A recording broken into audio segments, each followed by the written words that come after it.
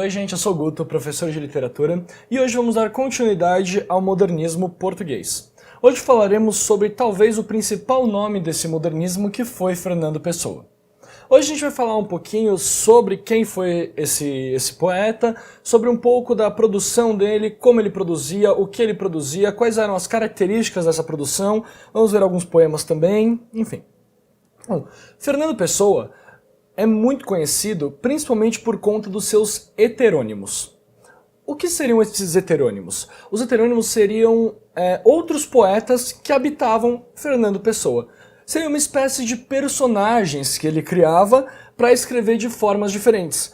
Cada um dos heterônimos de Fernando Pessoa, Alberto Caeiro, Ricardo Reis e Álvaro de Campos, assim como vários outros que ele também tinha, possuíam uma biografia própria, possuíam uma data de nascimento, possuíam uma data de morte, todos eles possuíam características estilísticas e formas de compor um poema próprias, possuíam até fases diferentes dentro da própria produção.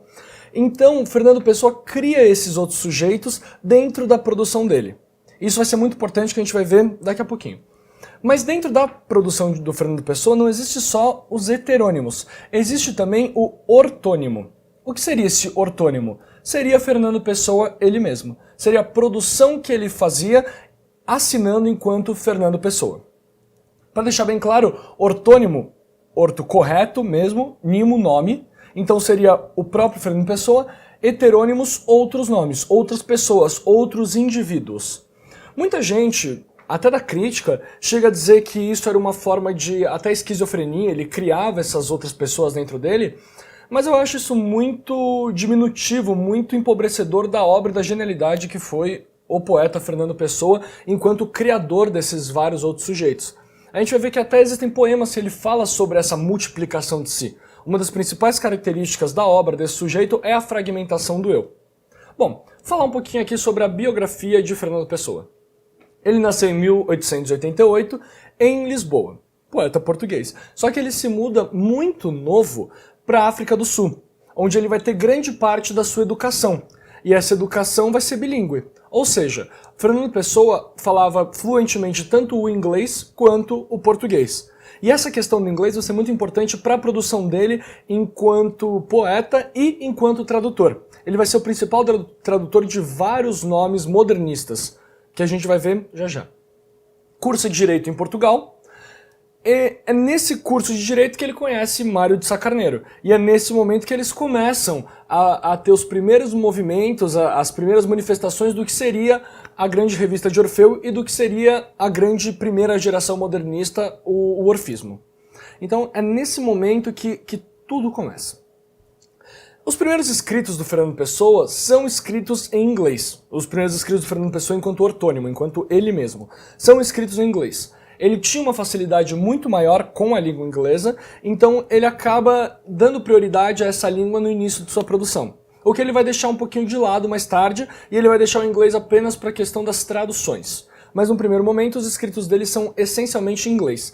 Tanto que o Fernando Pessoa, enquanto ortônimo, assina apenas uma obra em português. E essa obra é lançada um ano antes dele morrer. Então a grande produção dele enquanto Fernando Pessoa ou era filosófica ou era em inglês. Bom, poeta e filósofo, a gente vai ver que essa questão da filosofia vai influenciar muito o que foi a própria produção do Fernando Pessoa. Enquanto a ideia da fragmentação do eu, enquanto a ideia da intelectualização das sensações, que a gente vai ver tudo isso já já, como que essa filosofia interfere e acaba influenciando diretamente a produção desse poeta.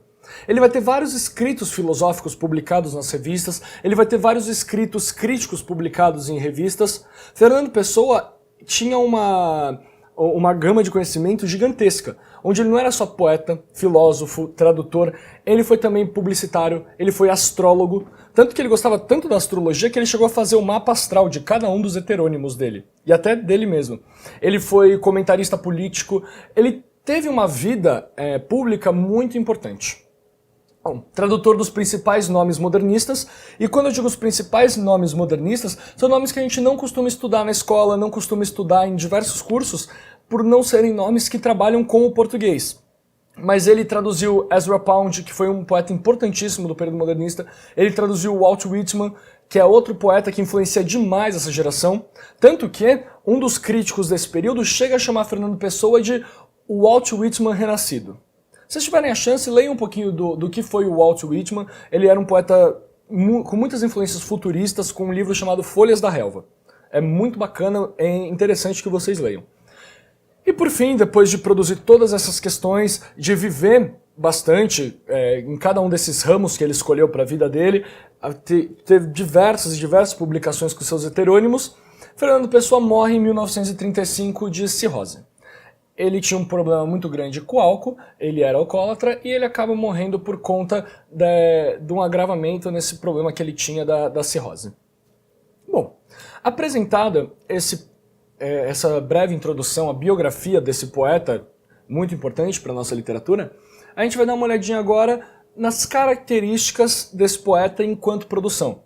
Ele é um poeta bipartido, ele é um poeta que dualiza, ele deixa de uma maneira bem dividida a produção dele. Então a gente tem uma dualidade nessa produção. A produção dele vai ser dividida entre uma coisa mais saudosista, uma coisa sebastianista e uma pegada bem futurista. A gente vai ter essas duas produções dentro de Fernando Pessoa. Vou começar falando para vocês um pouquinho sobre a questão sebastianista e saudosista, sobre essa questão quase nacionalista, e depois a gente fala sobre a questão modernista. Paga aqui e a gente continua. Bom, vamos começar falando então sobre essa vertente do Fernando Pessoa ortônimo, ele mesmo, que tem a ver com esse lado mais patriótico, esse lado mais sebastianista. Eu trouxe esse poema para vocês, ele está dentro do livro Mensagem, ele é um dos 44 poemas que compõem esse livro Mensagem, que é a principal obra, a única obra assinada por Fernando Pessoa, ele mesmo, escrita em 1934. Foi uma obra que recebeu diversos prêmios no período em que ela foi publicada, foi uma obra muito bem vista e muito bem construída, acima disso. A obra Mar Português é uma das partes da obra. A obra é dividida em 3 partes, a primeira chamada Brasão, a segunda chamada Mar Português, que por acaso dá o título a esse poema também, e por fim, uma parte chamada O Encoberto. Cada uma das partes aborda a história de Portugal de maneiras diferentes. Fernando Pessoa, nesse período, quando ele escreve Mensagem, ele está querendo fazer quase que um elogio, uma ode, ou até mesmo uma retomada do que foi os Lusíadas. Ele tenta retomar a questão de Camões. Essa obra e os 44 poemas que compõem essa obra são vistos como uma nova epopeia, a nova epopeia do povo português. A grande diferença é que se a gente lembrar o que é uma epopeia lá nas primeiras aulas, a gente sabe que a epopeia é um poema narrativo, ou seja, não tem um eu lírico, não existe uma subjetividade do eu que fala. Aqui, embora a gente pense essa obra, Mensagem, enquanto uma epopeia, também são poemas líricos, poemas essencialmente subjetivos. E a gente tem que tomar muita atenção e tomar muito cuidado em relação a essa questão. Certo? Então, Brasão, a primeira parte, vai abordar a questão da nacionalidade, das grandes figuras e dos grandes heróis lendários de Portugal. O grande período em que Portugal se forma com a sua grandeza. Mar Português, a segunda parte da obra Mensagem, trabalha com a questão das descobertas, das aventuras e, principalmente, das conquistas. Como foi a conquista do mar, como foi a conquista de outros territórios, a grandiosidade de Portugal nesse período, como que Portugal se colocava à frente de todas as outras nações. E, por fim, Fernando Pessoa traz pra gente a terceira parte, que se chama O Encoberto. Aqui ele traz esse encoberto com uma forma de um nevoeiro, meio que nublando a visão do povo português. Aqui existe a morte das energias do povo português, existe a morte da vontade, a estagnação desse povo português que não consegue mais progredir e não consegue mais conquistar, não consegue mais ter a grandeza que outrora tiveram, e que eles sentem muita saudade desse período. Esse final é um período de muita crítica, que o próprio Fernando Pessoa faz ao presente de Portugal. Mensagem é uma obra que aborda passado e presente de Portugal concomitantemente. A grandeza do passado e a estagnação do presente. E é aí que a gente vê o sebastianismo. A grande esperança de que em algum momento Portugal vai voltar a ter a luz que outrora tivera. Vai voltar a ter a grandeza que outrora tivera. Certo? Então, a principal obra de Fernando Pessoa enquanto ortônimo, Mensagem. A gente vai encontrar o patriotismo dentro dessa obra. A gente vai encontrar o sebastianismo, essa esperança da volta da grandeza, da volta da luz, da volta das conquistas do povo português.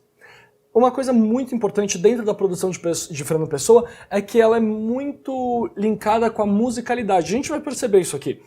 São poemas que trabalham muito com a rítmica, que trabalham muito com a questão da música. Os poemas são quase musicados. É uma coisa bem interessante e que vocês precisam se atentar muito quando a gente fala Fernando Pessoa ortônimo, certo? E por fim, o que eu já disse, a subjetividade. Existe sempre um eu que se coloca em relação ao que ele está narrando, ou o que ele está contando, ou o que ele está sentindo, enfim. Vamos dar uma olhadinha nesse poema, O Mar Português, que é um dos poemas mais interessantes dessa obra de Fernando Pessoa. Ó mar salgado, quanto do teu sal são lágrimas de Portugal. Por te cruzarmos, quantas mães choraram, quantos filhos em vão rezaram. Quantas noivas ficaram por casar, para que fosse nosso, ó mar. Valeu a pena? Tudo vale a pena se a alma não é pequena. Quem quer passar além do bojador, tem que passar além da dor. Deus ao mar o perigo e o abismo deu, mas nele é que espelhou o céu. Então aqui a gente tem uma questão de uma construção de todos os sofrimentos e de todas as questões que o povo português precisou passar nesse período. A questão de que mães choraram pelos filhos que não retornaram, pelos filhos que morreram no mar, tantos filhos choraram pelos pais que não retornaram para eles, a questão de que o mar é feito da própria lágrima do povo português, porque era essa lágrima da dor que preenche esse mar, que o mar pertence a esse povo português, assim como essas lágrimas pertenceram, antes de se tornarem mar, o salgado desse mar. Quantas noivas ficaram por casar, para que fosse nosso, ó mar? Então aqui existe muito forte a questão dessa conquista, não só de terras, mas do próprio mar, da própria natureza. O povo português se conseguiu desbravar e conquistar esse mar. Derrotou os grandes monstros míticos e mitológicos que habitavam as profundezas desse oceano. Conseguiu trespassar o próprio abismo, que era o fim do mundo nesse período. Lembre que a gente está falando aqui dessas grandes descobertas e conquistas ali da Idade Média, onde a galera ainda acreditava que o mundo ia reto e caía. E nesse fim de mundo aqui existiam os principais monstros e as grandes criaturas mitológicas, enfim. Valeu a pena perder todas as pessoas, ter todo esse sofrimento? Tudo vale a pena, se a alma não é pequena. E aqui a alma do povo português não é pequena. A alma do povo português tem uma essência de grandeza e busca essa grandeza a todo momento. Quem quer passar além do bojador, tem que passar além da dor. Deus ao mar o perigo e o abismo deu. Quem quer ficar além da história, quem quer ficar perpetuado, tem que conseguir transgredir a própria dor, o próprio sofrimento. E que se esse sofrimento fez com que as pessoas encarassem o perigo e o abismo da própria destruição, nesse mesmo abismo e nesse mesmo perigo se espelhou a grandeza que é o céu. Então existe aqui todo um tom heróico, quase mítico, na construção desse poema, trabalhando também com sentimentos. Esses sentimentos são o que o próprio lírico sente ao lembrar dessas conquistas. Então essas questões são importantes. Essa é a primeira parte da produção ortônima de Fernando Pessoa. Já falamos dessa questão patriótica, sebastianista, e agora a gente vai falar um pouquinho sobre a questão da fragmentação do eu. Como essa fragmentação aparece e por que ele cria essa fragmentação. Então vou apagadinho aqui e a gente continua. Bom, para finalizar agora a nossa aula sobre Fernando Pessoa ortônimo, vamos falar sobre essa segunda parte da produção de Fernando Pessoa, que é uma produção muito mais de ruptura, uma produção que a gente pode considerar muito mais moderna. Eu quero primeiro ler esse trecho aqui, que na verdade é de Álvaro de Campos, não é do Fernando Pessoa ortônimo, mas que fica muito claro pra gente o que ele queria fazer e por que ele queria fazer. Por que ele cria esses heterônimos? Qual é a função deles? Multipliquei-me para me sentir. Para me sentir, precisei sentir tudo. Transbordar, não fiz senão extravasar-me. Despi-me, entreguei-me, e há em cada canto de minha alma um altar a um Deus diferente. É muito importante perceber que no processo da heteronímia, quando cria outras pessoas, a ideia do Fernando Pessoa de se multiplicar é exatamente para compreender o sentir, compreender o que é ser. E buscar o ser nas mais diversas possibilidades da existência. Então ele, enquanto Fernando Pessoa, sujeito extremamente patriótico e sebastianista, também é o sujeito extremamente futurista, que não está muito ligado com essas amarras do passado, muito pelo contrário, só quer olhar para o presente. Ele, Fernando Pessoa, sendo filósofo, também é Alberto Caeiro, o poeta antimetafísico, o poeta que nega a filosofia. Ele, ao mesmo tempo, também é Ricardo Reis, um poeta mais clássico. Então, essa ideia do se multiplicar é para conseguir se sentir e ser em cada ambiente diferente. Isso vai ser muito importante para a gente entender a questão da intelectualização das sensações, que a gente já falou em algumas aulas passadas sobre o sensacionismo, que é exatamente aqui que ele cria essa vanguarda artística. Bom, vamos ler esse poema. Ele é extremamente conhecido, todo mundo já ouviu ele pelo menos uma vez, se chama Autopsicografia. O poeta é um fingidor. Finge tão completamente que chega a fingir que é dor, a dor que devera sente. E os que leem o que escreve, na dor lida sentem bem, não as duas que ele teve, mas só a que eles não têm. E assim, nas calhas de roda, gira a entreter a razão, esse comboio de corda que se chama coração. Qual que é a grande questão? Primeiro de tudo, a gente tem essa fragmentação do eu. A gente tem essa fragmentação do eu nesse poema, e a gente tem a fragmentação do eu nesse poema de uma maneira um pouquinho mais sutil, quando ele coloca pra gente que ele finge a própria dor que ele sente. A gente tem que entender o que é esse fingir que ele está colocando pra gente, que é a própria intelectualização dos sentimentos e das sensações. Ele sente essa dor, mas ele precisa passar por um processo de intelectualização dessa dor, ele precisa sentir de fato, ele precisa saber que sente, e ele precisa saber o que é saber que sente. Sei que é confuso, mas está bem explicado nas aulas passadas. Para conseguir colocar no poema e fazer com que o seu leitor sinta essa dor também. Aqui é quase que um manual poético, estético, lindo, mas quase que um manual de como se fazer um poema sensacionista. O poeta é um fingidor. Finge tão completamente que chega a fingir que é dor, a dor que ele sente de fato. Então esse poeta sente essa dor, e ele tem que passar por um processo de intelectualização, quase que de fingir, para que ele possa causar essa mesma dor que ele sente no leitor. E os que leem o que escreve, na dor lida sentem bem. Não as duas que ele teve, não essas duas dores, mas os leitores sentem as dores que eles mesmos não têm. Então é muito interessante a forma de construção. É muito interessante ver também que o Fernando Pessoa, enquanto ortônimo, constrói tudo na dualidade. A modernidade, a ruptura, com a questão patriótica e sebastianista. É a questão da razão, em contraposição, não em contraposição apenas, mas em comunhão, um amálgama com o sentir, com a sensação, a verdade e o fingimento. Essa dor ele sente de fato, mas ele precisa passar por um processo de intelectualização onde o sentimento deixa de ser sentimento puro e passa a ser sentimento racionalizado para que ele possa colocar isso no papel. É bem complexa essa construção do Fernando Pessoa, mas ao mesmo tempo é bem interessante ver como esse sujeito conseguiu criar essa forma de escrita. E como a escrita dele é um reflexo da própria vida dele. A escrita dele, o poema dele, os heterônimos que ele cria, são vidas que têm autonomia. Então isso é muito importante também. A questão da verdade e do fingimento, a questão da razão e do sentir, enfim. Deixamos aqui, é muito interessante.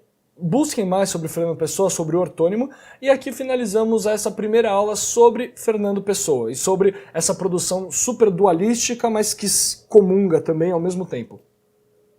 Nas próximas aulas falaremos um pouquinho sobre os heterônimos, sobre Alberto Caeiro, sobre Ricardo Reis, sobre Álvaro de Campos, para conseguir entender o que foram esses heterônimos, como eles eram construídos, como eles se colocavam, qual era a forma de escrita de cada um deles. Espero que tenham gostado, espero que tenham entendido na medida do possível, porque as escritas de Fernando Pessoa são extremamente complexas, e vejo vocês na próxima aula. Tchau, tchau!